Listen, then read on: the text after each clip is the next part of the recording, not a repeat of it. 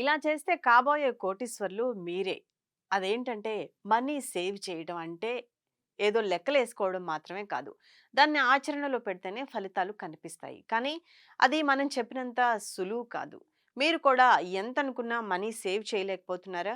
అయితే ఈ పద్ధతిని ఫాలో అవ్వండి. అదేంటంటే జపాన్‌లో కకేయిబో అనే ఆర్థిక నిర్వహణ పద్ధతి ఇప్పటికీ ఆర్థిక క్రమశిక్షణకు గుర్తుగా ఉంది. ఫ్యామిలీ బడ్జెట్‌ను ప్లాన్ చేయడంలో, ఆదా చేయడంలో సహాయపడడానికి ఈ పద్ధతి ఉపయోగపడుతుందట. దీని ప్రకారం మీరు నెల ప్రారంభంలోనే నెలవారీ ఆదాయం, తిరిగి రాని ఖర్చులను రాయాలి. ఇన్‌కమ్ నుంచి ఆ ఖర్చులను తీసేయాలి. మిగిలిన డబ్బును ఆదా చేయడానికి లేదా ఖర్చు చేయటానికి ప్లాన్ చేసుకోవాలి. కకాయబోలో పెన్, పేపర్‌తో ఖర్చులు రాయడం చాలా ముఖ్యం. ఇది ఖర్చులను సరిగ్గా చూడడానికి సహాయపడుతుంది. అలాగే నెలాఖరులో మీకు మీరు 4 ప్రశ్నలు వేసుకోవాలి. నా దగ్గర ఎంత డబ్బుంది? ఎంత ఆదాయం చేయాలనుకుంటున్నాను? ఎంత ఖర్చు చేశాను?